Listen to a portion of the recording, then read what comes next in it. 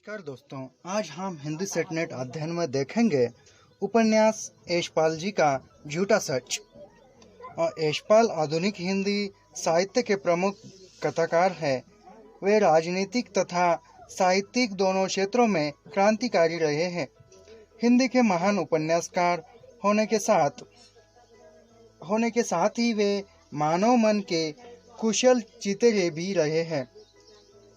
इन्होंने प्रेमचंद की यथार्थवादी परंपरा को आगे बढ़ाया है। उनके उपन्यासों पर मार्क्सवादी विचारधारा का गहरा प्रभाव पड़ा है। मार्क्सवादी दर्शन से प्रभावित होने के कारण यशपाल अपने उपन्यासों में प्रत्यक्ष या परोक्ष रूप से वर्ग संघर्ष, क्रांति चेतना जैसे तत्व को प्रस्तुत करते हैं। उन्होंने अपने उपन्यासों में रूढ़ि जर्जर, वर्ग विभाजित, हताश परास्त समाज का वर्णन किया है। समता का विचार भी किया है। तो उपन्यास की कथा वस्तु, सारांश तथा समीक्षा देखने से पूर्व हम इस उपन्यास के मुख्य पात्र देखते हैं। जयदेव पुरी इस उपन्यास का मुख्य पात्र है, जो भोला पांडे के परिवार का बेटा है। यह मध्य वर्ग का प्रतिनिधित्व करता है, जो अपनी सारी कमजोरियों को साथ उपन्यास में उपस्थित होते हैं। तारा, जो दूसरी प्रमुख नारी पात्र है, उसका नाम तारा है। यह जयदेव पुरी की बहन तथा उपन्यास की प्रमुख नारी पात्र है। संपूर्ण उपन्यास की कथा उसी के इर्द गिर्द घूमती है। वह एक प्रगतिशील सोच रखने वाली नारी है। कनक एक संपन्न परिवार की लड़की है। वह भी तारा की तरह एक प्रगतिशील तथा नई सोच रखने वाली पात्र है। कनक जयदेव पुरी की पत्नी है।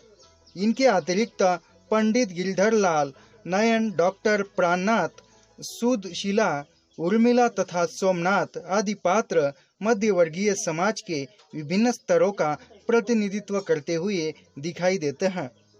कथा के विकास में भी अपनी महत्वपूर्ण भूमिका निभाते हैं। यशपाल जी का यह झूठा सच निबंध, इसका सेटनेट जेआरएफ की दृष्टिकोण से हम आज सारांश समीक्षा देखेंगे। झूठा सच यशपाल का महत्वपूर्ण उपन्यास है, जो 2 भागों में विभाजित है। पहला भाग वतन और देश के लिए है, 1958 ई, तथा दूसरा भाग देश का भविष्य 1960 ई में प्रकाशित हुआ है। उपन्यास विभाजन के समय देश में होने वाले भीषण रक्तपात एवं भीषण अव्यवस्था तथा स्वतंत्रता के उपरांत चारित्रांकन किया है। विविध विडंबनाओं का व्यापक फलक पर कलात्मक चित्र उकेरता हुआ नजर आता है। झूठ सच के प्रमुख पात्र जयदेव पुरी, उसकी बहन तारा तथा जयदेव पुरी की पत्नी कनक है। तारा और जयदेव पुरी का एक परिवार है, कनक का दूसरा परिवार। इन दोनों परिवारों की कहानियों के माध्यम से उपन्यास की कहानी आगे बढ़ने में सफल रही है और अत्यधिक विस्तार में जाकर बहुआयामी हो जाती है। झूठा सच की कहानी पर सन 1947 में भारत की आज़ादी के समय हुए भयंकर दंगे की पृष्ठभूमि पर लिखी गई है। भारतीय समाज में स्वतः मौजूद छुआछूत की निम्न भावना एवं सांप्रदायिकता की दबी चेतना, ब्रिटिश औपचारिकता, उसकी फूट डालो और फोड़ो और राज्य करो की नीति तथा मुस्लिम लीग के 2 राष्ट्र का सिद्धांत से और अधिक भयंकर सामने आई है। मानवीय यातना के इतिहास में यह विश्व की क्रूरतम घटनाओं में से थी। लगभग 1 दशक तक इसका प्रभाव बना रहा। चारों ओर सांप्रदायिक दंगों की एक लहर सी दौड़ गई थी। इस दंगों में हिंसक पशु बने मनुष्य द्वारा हजारों व्यक्ति की मौत के घाट उतारे गए, लाखों विस्थापित हो गए, स्त्रियों और बच्चों के साथ अमानुष अत्याचार किए गए। पूरे देश में देश की एक विशाल जनसंख्या को अपना देश या वतन छोड़कर भारत से पाकिस्तान में नए सिरे में बसना पड़ा, जिसमें स्थितियां का अत्यंत मार्मिक एवं विस्तृत चित्रण किया गया है। झूठा सच के दूसरे खंड में देश का भविष्य में स्वतंत्रता प्राप्ति के बाद के दशक में देश के विकास और भावी निर्माण में बुद्धिजीवी और नेताओं को प्रगतिशील और प्रतिगामी भूमिका यथार्थ तथा प्रभावपूर्ण चित्रण किया गया है।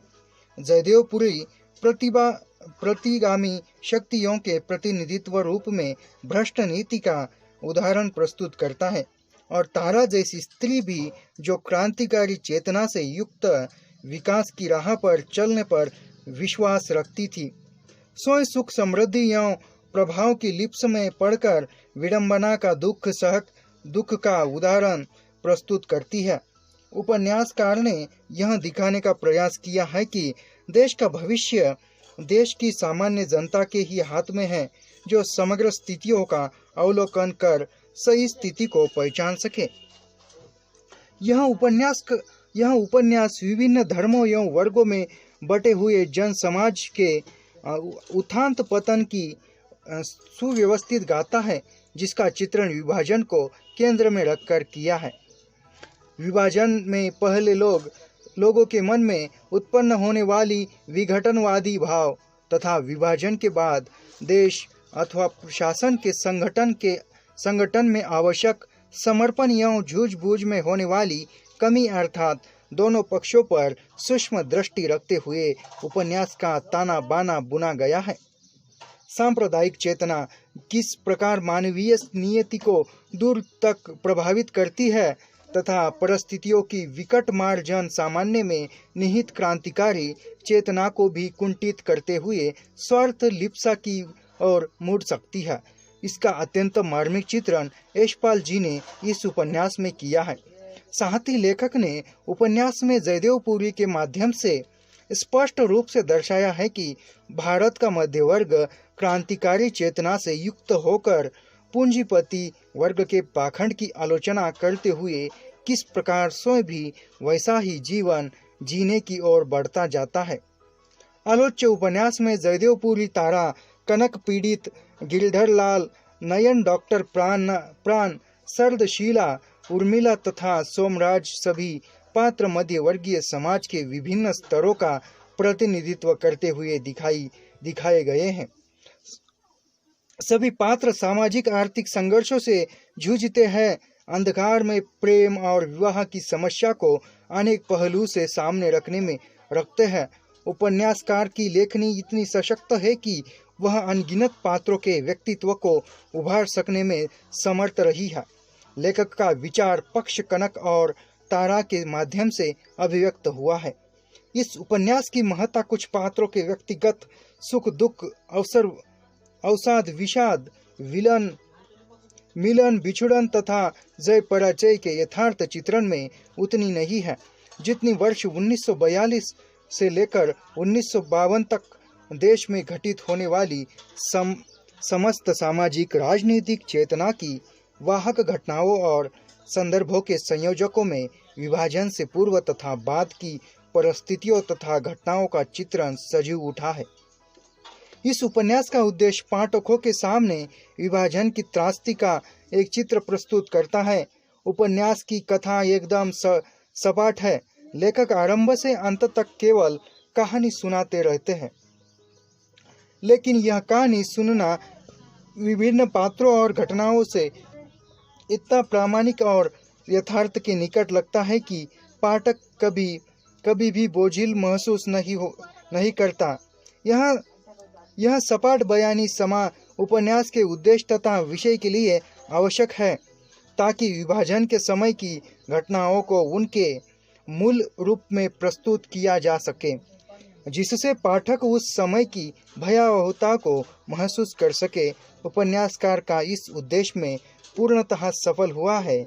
उपन्यास में प्रयोग की गई भाषा जनजीवन से जुड़ी हुई तथा आम बोलचाल की भाषा है। लेखक ने जीवन संदर्भ को सजीव बनाने के लिए परिवेश के अनुकूल शब्दों का चयन किया गया है। पात्र, परिस्थिति, अनुभूति और विचारों के अनुसार भाषा को सजीव बनाने के लिए उन्होंने विभिन्न स्रोतों से शब्द ग्रहण किए हैं। इस उपन्यास में अंततः कह सकते हैं कि झूठा सच उपन्यास में यशपाल ने मात्र विभाजन की त्रासदी का ही चित्रण नहीं किया है, बल्कि उसके सामने पराजय स्वीकार न करने वाली जनता की विशा जीने की इच्छा का भी चित्रण किया है। अंततः देश में विभाजन और सांप्रदायिकता के परिक्षेत्र में झूठा सच उपन्यास हिंदी का एक महत्वपूर्ण उपन्यास माना जाता है।